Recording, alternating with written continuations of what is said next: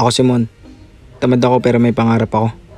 Kaya tara, samahan niyo ako. Ngayong araw mag-aayos naman tayo ng tindahan. Sa mga hindi pa nakakaalam, kakalipat lang namin ng bahay at huli namin hinakot yung mga gamit pang tinda. Inabot na kami ng madaling araw kakahakot dahil naka-muffler si Monday, hindi na namin siya in-start. Bali tinulak na lang namin siya kasi malapit lang din naman yung nilipatan namin. Tapos after namin malipat lahat, una namin ginawa, nilagay na namin kagad yung signage. Inalambre lang muna namin yung pansamantala para kahit nasa kanto ka pa lang kita na kagad dahil kakalipat lang namin. Ito nga pala yung lagay sa labas. Iniisa-isa na namin linisin para pag nagbebenta kami malinis na tingnan. Nagbawas na rin kami ng gamit kasi last time sobrang dami talaga namin gamit dahil sobrang tagal na namin doon sa inuupahan namin dati na ipon lahat ng gamit. Siya nga pala sa mga nagtatanong dyan, yes po, nagre-rent lang din po kami dito. Sa ngayon hindi pa natin kaya bumili ng bahay pero darating din tayo doon, pagsisikapan pa natin maigi. Ang mahalaga din may pagpupwestuhan na tayo pansamantala. Nilinisan ko na rin yung booth, dati hindi ko malinis masyado to. Gawa nga nung makitid lang yung space natin dati. At least ngayon maluwag na tayo nakakapaglinis. Habang naglilinis nga tayo ng booth, may mga customer na tayo.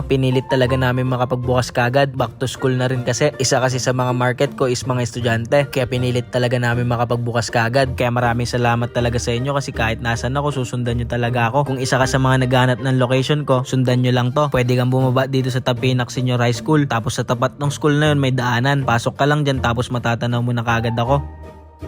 Anyways, patapos na rin tayo maglinis ng booth. Talagang fresh na ulit tingnan. Dahil nalinis na natin yung tindahan natin, may isa na lang akong kailangan gawin. Yun yung mga signage pa na lumipat na kami. Kaya naman nagpagawa na kagad ako sa R7. As usual, mabilis lang nila na print. Pinadamihan ko na yung pinatarpaulin ko para may extra pa ako. Bago natin ikabit to, marami nagtanong sa inyo kung dinala ba namin yung aso. Galit sa akin yan kaya hindi ako makalapit sa kanya. Hindi kami bati niyan guys. Casper! Casper! Gagalit siya guys. Hindi talaga namin siya aso. Bali aso lang siya ng kapitbahay namin dati. Kaso pumunta na siya sa Bataan. Ayun. Wala na nag-alaga sa kanya kaya kami na lang. Kaso ang problema, hindi niya kami amo lahat. Galit siya sa amin lahat. Kaya wala kaming choice nung nakaraan. Kundi kulong siya. Tapos andun na lang siya sa likod. Hindi namin alam gagawin sa kanya ngayon. Kaya kung gusto niyo mag-alaga ng aso na ganong katapang, balitaan niyo na lang kami. Kaso napamahal na rin ata si mama eh. Nakagat niya na kami nakagat niya na kami halos lahat. Si mama, papa, pati ako muntikan. Basta matapang siya, nangangagat siya.